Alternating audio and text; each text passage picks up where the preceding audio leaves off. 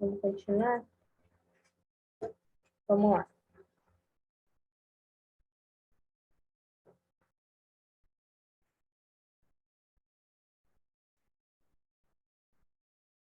Então, como a gente falou, os gêneros textuais, eles são baseados dependendo da função social, ou seja, a idade daquele texto, qual a importância desse texto na sociedade, culturalmente falando.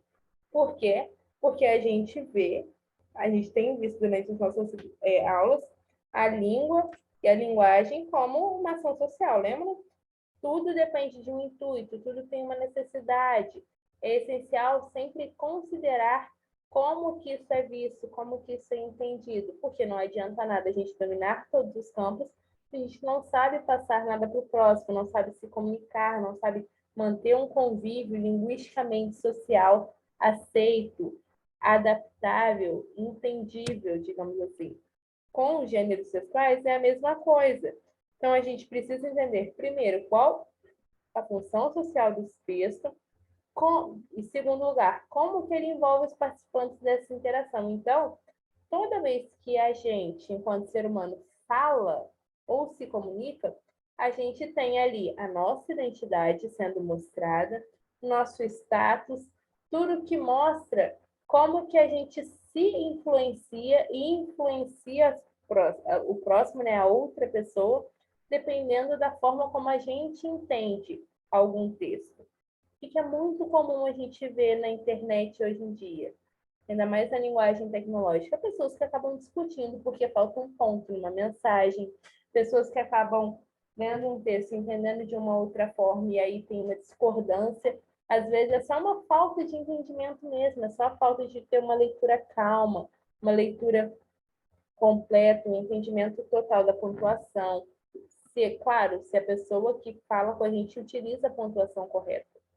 Não sei se eu comentei com vocês, alguém me mandou mensagem e eu respondi como se fosse uma afirmação. E a pessoa falou assim, eu estou perguntando. E eu falei assim, mas não tinha uma interrogação. Então, como eu saberia que é uma pergunta? Por quê? Porque nós temos os elementos para grafar a nossa escrita, porque a gente não está lidando com a fala, lembra? A gente tem a língua falada e a língua escrita, uma estruturada e rebuscada, bonitinha.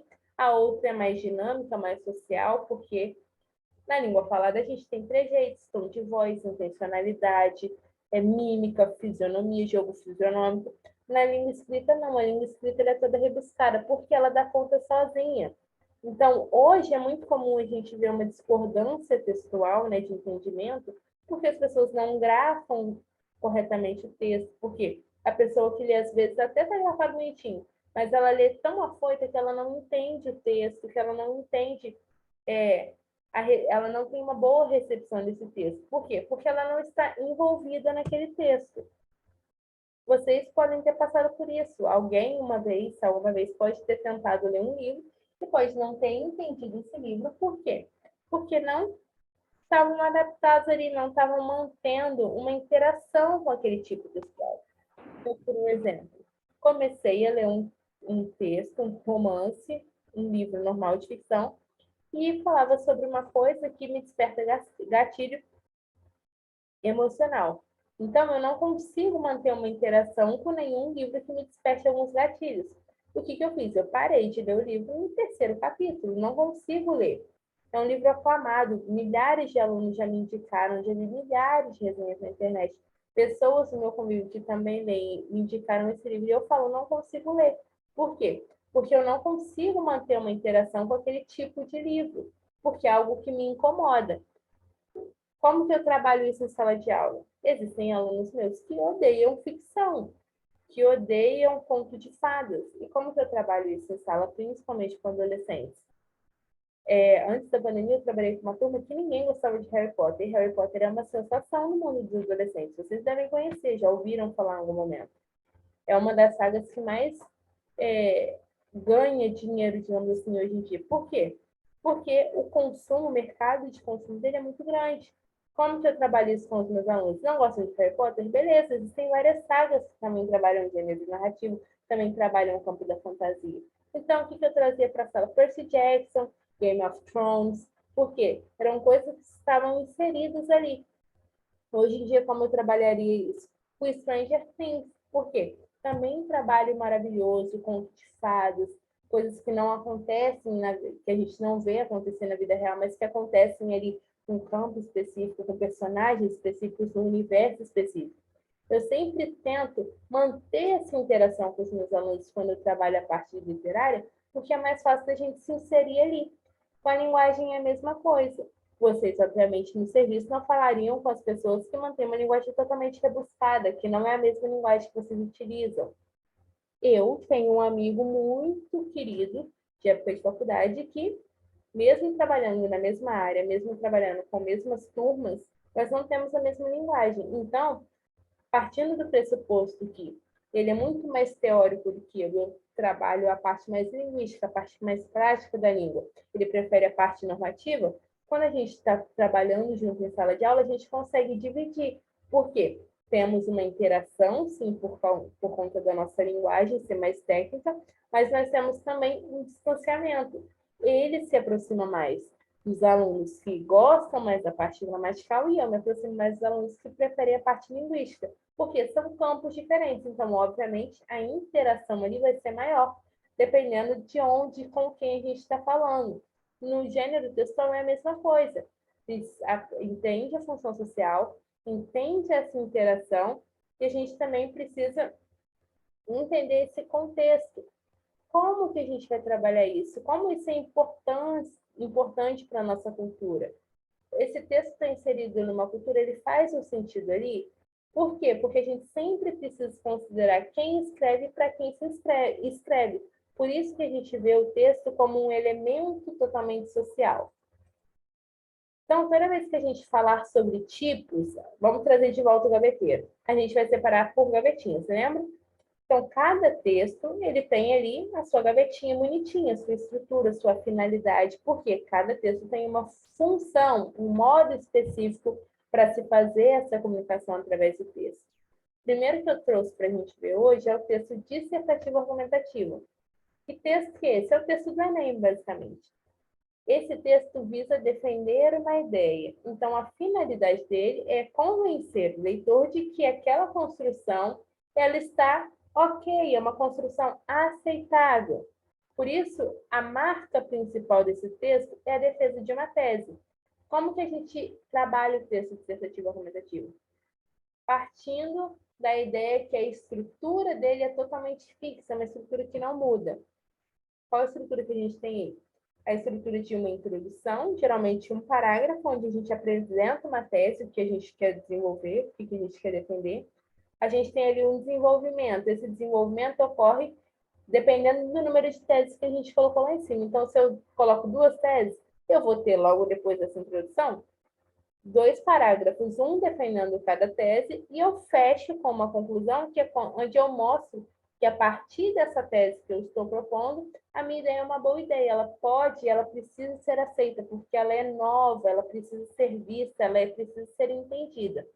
Por que esse é o tipo textual que a gente geralmente vê em provas de vestibular, em Enem? Porque é a partir desse texto que a gente vê a intencionalidade discursiva. Então,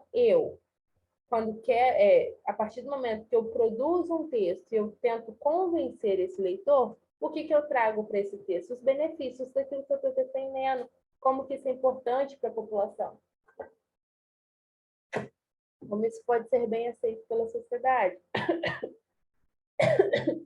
O segundo tipo textual que eu vou explicar para vocês sucintamente aqui é o texto expositivo, que a característica principal dele é a informação através de uma explanação.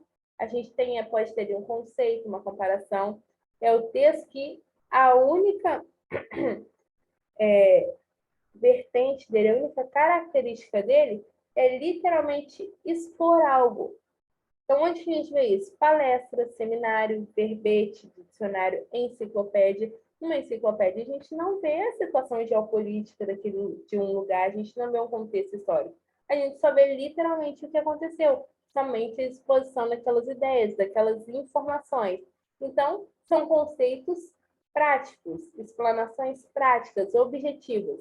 Não precisam encher linguiça, digamos assim. É muito mais prático para a gente entender a partir no momento que ele é exposto. A gente tem também o texto narrativo, a terceira gavetinha, que é aquele que vai expor a relação entre os personagens ali daquele contexto e que vai contar uma história baseada em algum ponto de vista, que é um ponto de vista do narrador, geralmente, né? E a gente tem um ponto de vista que pode ser em terceira pessoa, que é quando o narrador ele é observador ou onisciente, então ele não está ali presente como personagem do texto, ele só está literalmente contando essa história, contando uma fofoca. E a gente tem o narrador em primeira pessoa, que é quando ele é um personagem, ele também conta parte dessa história. O que eu trago de exemplo para a sala de aula, geralmente, quando eu falo sobre texto narrativo? Lembram no filme do Shrek? O filme do Shrek começa contando a história de um ogro que mora no pântano. Então, o filme começa com o narrador em terceira pessoa. Ele é um narrador onisciente ou observador. Ele só está contando a história. A partir de um momento, o Shrek começa a contar a história dele. Então, o narrador sai de onisciente, ele vai para um narrador de primeira pessoa, um narrador personagem. Por quê? Porque é muito comum a gente ver esse tipo de linguagem nos contos, nas fábulas, nas crônicas, romances, etc. Por quê? Porque é mais fácil da gente se colocar naquela história. A gente começa a entender a história a partir de um contexto geral, depois a gente entende a história como se nós fôssemos também um personagem. É mais fácil de adquirir isso. Por isso que novela, série, geralmente é muito bem aceito pela crítica, pelo público, porque é uma forma que a gente tem de se colocar naquela história. A gente tem também o texto descritivo, que é o texto que tem a finalidade de dar uma riqueza de detalhes. Então, ele está ali tendo como característica uma grande uma grande quantidade de detalhes sobre aquela história. Onde que a gente pode ver isso? Diário, relato de viagem, biografia. O que a gente aprende a escrever no diário? Como foi o nosso dia? E aí a gente vai escrevendo, a gente lembra lá de quando a gente acordou, acordei, tomei um delicioso café da manhã, tinha pão, tinha sonho, tinha café, tinha bolo, tinha... Por quê? Riquezas de detalhes. A gente não está só expondo o que aconteceu, a gente está descrevendo sobre tudo aquilo que a gente já passou. Onde a gente também vê isso, cardápio. Quando a gente vai numa hamburgueria, né? A gente foi numa hamburgueria hoje. Não está falando só chicken crispy. Não está falando quando a gente vai no McDonald's, a gente vê lá Big Mac. Se uma pessoa não sabe o que é um Big Mac, embaixo, logo embaixo ali do toquinho, vai falando tudo que tem naquele lanche. Um combo, o que é um combo? Um hambúrguer, uma bebida, uma batata. Ah, qual que é o tipo de hambúrguer? Tem a descrição. Tudo que está ali naquele hambúrguer, tudo que está aqui naquele lanche. Por quê? Porque está dando detalhes sobre aquilo, está oferecendo os detalhes para que a pessoa entenda de uma maneira mais prática. Outro tipo, pessoal, que a gente tem é o texto injuntivo, que é aquele texto que tem como finalidade orientar sobre uma ação, sobre algo, sobre alguma coisa. Então, a característica que a gente tem no texto injuntivo são os verbos no imperativo. Onde que a gente vê isso? Propaganda, manual de instrução, bula de remédio, receitas culinárias. Por quê? Precisam ser textos diretos, a orientação dele precisa ser clara e objetiva. Então, não tem nenhuma segunda forma para fazer. A gente faz porque tem que ser feito daquela forma. Manual de instrução para montar uma mesa não é literalmente um manual jogado. Ele fala sobre os parafusos, fala sobre a chave, fala sobre onde vai cada um, sobre a leitura daquele material, como que a gente posiciona para parafusar. Por quê? Ele nos dá as características, a finalidade dele é orientar a forma como aquela mesa vai ser montada. Outro tipo, pessoal, que a gente tem, e principalmente vocês verão, a ata. O que é uma ata? É um texto onde a gente registra algumas ideias, a gente tem algumas informações e decisões que são tomadas por um coletivo. Então, geralmente, a gente vê a ata e utiliza a ata como se fosse um documento, onde a gente anota ali tudo que foi discutido naquela assembleia, naquela reunião. Por quê? Porque é um texto que pode ter um caráter formal. Geralmente, quando a gente faz uma reunião e a gente tem uma ata, a gente designa uma pessoa literalmente para ser o secretário e essa pessoa transcreve tudo que ali é falado.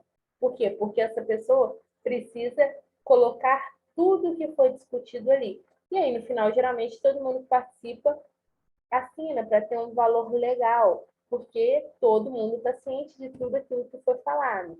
É um tipo de texto que a gente trabalha polifonia. O que é a polifonia? Quando a gente tem várias vozes discursivas no mesmo documento, no mesmo local, ocorrendo ao mesmo momento. Então, uma forma que a gente tem de trazer para a escrita, mesmo que só uma pessoa escreva, o efeito que esse texto tem é um efeito coletivo, porque foi feito com diversos autores, diversas vozes discursivas. E a gente contempla principalmente as falas que se manifestam durante essa reunião. Então, a gente tem aí na ata um texto que a intencionalidade dele é registrar alguma discussão, alguma ideia, alguma decisão, informação tomada de uma forma coletiva. Outro documento que vocês conhecem mais ao pé da letra do que eu, porque até quando eu comecei a dar aula para o curso, eu nunca tinha pegado um prontuário na vida. O que é um prontuário? Prontuário é um documento onde tem ali informações e instruções sobre a saúde de um paciente. Então, é um documento totalmente técnico. E é um documento técnico que tem ali, nele presentes também, outros tipos textuais, tipo descritivos. As evidências para tal coisa que esse paciente está passando.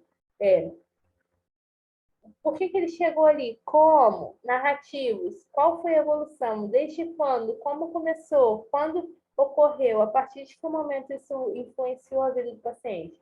E dissertativo, a gente tem ali os diagnósticos. O que a gente acha que é? O que me mostra que pode ser isso? Então, são textos que são redigidos somente pelos profissionais de saúde. A linguagem que é pedida na hora de montar um prontuário é uma linguagem padrão com uma ortografia oficial. Por quê?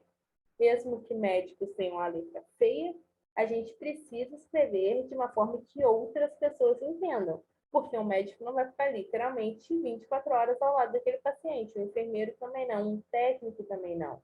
Então, é um documento que ele precisa manter uma estrutura fixa, uma linguagem padrão, que ela precisa ser entendida por qualquer pessoa da área da saúde, e ela pode ser lida por qualquer profissional da saúde, pode ser entendida. Então, a linguagem pedida para um prontuário é uma linguagem literalmente normativa, linguagem que a gente aprende a pé da letra na escola, frases estruturadas, pontuação correta, início de frase com letra maiúscula bonitinha. Algumas frases são até grafadas.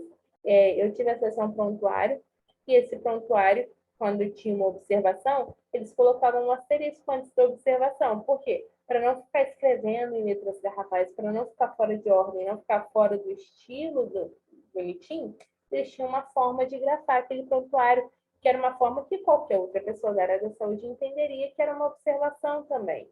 Por quê? Precisa ser lida, entendida e só pode ser redigida literalmente pelos profissionais que sabem como mapear e manusear aquele tipo de documento. Peraí. Por que a gente fechou a nossa disciplina falando sobre gêneros sexuais? Porque a gente precisa entender a importância da nossa linguagem no nosso dia a dia, na nossa vida acadêmica, na nossa vida social, na nossa vida profissional. Por quê? Porque a gente entende que mesmo com essa mescla que a gente tem nos nossos níveis de linguagem, nos gêneros, nos tipos, a gente precisa entender como que a gente trabalha isso. Por que a gente trabalha a linguagem de uma maneira diferente? Quando a gente começou a nossa disciplina, a gente viu a língua portuguesa a partir da língua escrita e da língua falada. A gente viu a diferença e a importância entre uma e entre outra. Por quê? Porque é muito comum que a gente não tenha uma margem para seguir, que a gente confunda um pouquinho. Porque a gente vive em tempos tecnológicos, concordam comigo? É muito difícil a gente manter uma estrutura e escrever bonitinho na internet. Por quê? Porque a tecnologia também influencia na nossa língua, na nossa linguagem. Eu falo por mim, eu não escrevo bonitinho ao pé da letra igual eu escreveria num quadro dentro de uma sala de aula, no WhatsApp, no Instagram, em qualquer outra rede social. Por quê? É prático, é muito mais prático a gente escrever com sigla, a gente contratar as palavras, né? Diminuir as palavras, a gente não utilizar uma pontuação dependendo do que a gente está falando. Por quê? Porque é comum a gente ter essa dinamicidade quando a gente fala, quando a gente se comunica. O que isso atrapalha? A gente perde a mão. Lembra que eu falei na primeira aula que é muito importante, mesmo que em eras tecnológicas nós tenhamos a praticidade de sempre escrever, literalmente pegar uma caneta e uma folha e escrever bonitinho, mantendo as regras gramaticais, utilizando pontuação correta para que a gente não se perca. Por quê? Porque hoje em dia eu já corrigi textos de alunos que não conseguiam formular um texto completo porque eles se perdiam. Eles pensavam em tanta coisa para escrever, tentavam reformular tanto porque eles não conseguiam escrever, porque às vezes esqueciam uma palavra, esqueciam um termo, esqueciam uma pontuação, e queria ficar reformulando o texto que eles acabavam se perdendo. Por quê? Porque é muito prático escrever na internet hoje em dia. A partir do momento que a gente entende que dependendo do lugar, dependendo do contexto, da forma como a gente escreve, isso também é importante, a gente tem um domínio maior da nossa linguagem. Por quê? Tudo que a gente viu ao longo das nossas aulas foi a importância da nossa língua, por que a gente mantém uma forma certinha de escrever, por que a gente ainda aprende a escrever, por que a gente ainda aprende gramática, por que a gente tem algumas expressões que a gente não conhece na linguagem que são difíceis para a gente entender. Por que existem textos que podem ser entendidos de uma forma literal, de uma forma figurada? Tudo que a gente vem trabalhando aqui são aspectos comuns da nossa língua. A gente só trouxe eles para o campo da linguagem para ficar mais fácil o entendimento de que a nossa língua é uma língua viva. A gente precisa manter essa comunicação clara, precisa. Tudo que eu falo precisa ser entendido, com vocês da mesma forma. Tudo que vocês falam precisa ser entendido. Como que a gente faz isso? Na língua falada. Tom de voz, imposição de mão, imposição corporal, expressão facial, jogo fisionômico. Na língua escrita, literalmente através da pontuação, da grafia correta, do ordenamento correto da frase. Quando a gente sabe a regência de um verbo, fica mais fácil de escrever uma frase. A estrutura se mantém mais clara na nossa cabeça. Por que na primeira aula eu também falei com você sobre a importância de ler? Como que a gente, em eras tão tecnológicas, consegue manter uma estrutura bonitinha na hora de escrever, de produzir um texto? Porque a gente acaba entendendo a importância desse texto em si, quando esse mesmo texto ele está inserido numa estrutura. Lembra quando eu falei que, se eu falar cinza celular, cinza é água, garrafa azul é? Provavelmente falando, mostrando a garrafa, vocês vão entender que a garrafa d'água tem alguma coisa azul. Mas se eu colocasse isso no texto, não faria sentido. Por quê? Temos uma estrutura específica na língua portuguesa que faz com que o entendimento seja total, seja mais rápido. A garrafa tem um bico azul, a garrafa é azul. Por quê? Essa estrutura é a estrutura que o nosso cérebro já está predisposto, preparado para definir o sentido, para fazer um ordenamento completo. Por que mesmo vocês na área da saúde viram língua portuguesa? Porque é uma coisa que a gente precisa no nosso dia a dia. Se a gente não entende a nossa linguagem, se a gente não se comunica muito bem, a gente não se sai bem em nenhum outro campo. Tudo depende da linguagem. Eu costumo falar em sala que minha disciplina é a disciplina mais abrangente que tem, porque é a disciplina que é mais necessária em qualquer outra área, em qualquer outro campo. Eu contei para vocês, eu tinha uma dificuldade gigantesca em geometria e matemática na escola. E quando uma professora de matemática sentou comigo e conversou, falou assim, olha, você precisa saber ler o problema matemático, precisa saber o que essa questão está pedindo para você entender e fazer o que está sendo proposto, é muito mais prático. Então, eu aprendi literalmente a ler de uma forma mais calma, mais completa, entender, interpretar as coisas a partir da matemática, porque era a minha dificuldade. Eu não tinha dificuldade com português, com geografia, com história. Minha dificuldade era em matemática, porque eu não sabia ler um problema matemático.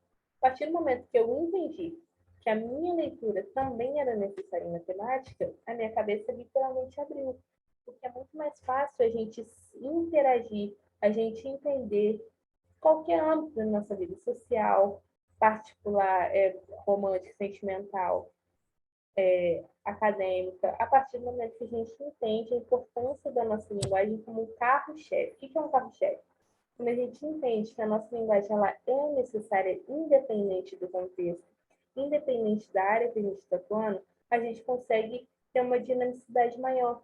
A gente consegue adaptar nossa linguagem dependendo do lugar onde a gente está inserido, do contexto, da forma como é trabalhado. Vocês, obviamente, no começo do curso não sabiam um tanto de coisas que vocês sabem hoje. Por quê? Foi um aprendizado. Existiam uns termos que vocês também não sabiam, que vocês aprenderam ao longo do curso. Por quê? Método de repetição. Vocês entenderam como funciona, para que funciona, e colocaram isso no repertório linguístico de vocês.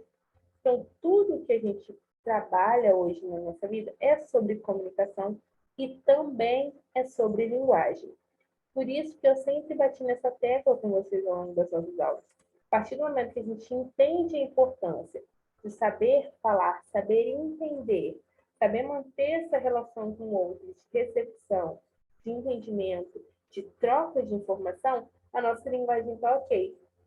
Mesmo que eu não fale totalmente estruturado, rebuscado, mesmo que eu não utilize totalmente uma pontuação na língua falada, dependendo da forma como eu falo, eu sou entendido de uma maneira mais prática. Então, o efeito surte um efeito mais rápido, porque a comunicação é mais prática. Essa é a vantagem que a gente tem do domínio da nossa linguagem. Eu, obviamente, não chegaria para vocês na primeira aula, pediria para que vocês definissem para mim quais são os verbos substantivos diretos, os verbos que têm regência, e que são verbos substantivos diretos a partir de uma lista de verbos. Por quê? Porque eu queria, desde a primeira aula, que vocês entendessem que a nossa linguagem ela é necessária dependendo do contexto, da forma como ela é falada.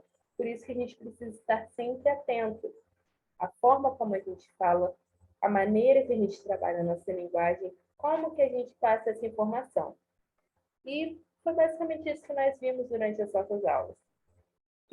Alguém tem uma pergunta sobre esse tópico? Eu tenho 9 minutos. Se vocês tiverem. Não, professor, tudo bem. Tudo bem? Então vamos lá, galera. Nosso Deus, Maria Júlia, rabiscou meu braço agora que eu vi, olha. Tudo bem. Então vamos lá. O que a gente vai fazer hoje? Eu vou abrir para vocês daqui a pouco. São 8h20 aí, né? Eu vou abrir para vocês umas 9 horas a prova na plataforma. 10 questões tranquilíssimas sobre tudo que a gente já viu em sala. Vocês terão uma semana para fazer essa prova. São 2 tentativas, né, que vocês têm. A prova vai ficar aberta lá. A prova está muito tranquila, podem ter certeza disso. Tudo que a gente veio falando ao longo das nossas aulas, tudo que a gente falou hoje está naquela prova. São questões muito práticas, muito tranquilas de entender, comandos diretos. Vocês não vão precisar ficar pensando 1000 vezes em alguma coisa, em alguma opção. O que eu vou pedir para vocês? Que vocês leiam com atenção o comando da questão. Questão 1. Leiam o enunciado, entendam o enunciado para vocês marcarem a resposta correta. Vou subir a prova para vocês daqui a pouco e qualquer coisinha, vocês me mandam uma mensagem no WhatsApp. Ou lá no grupo mesmo, beleza?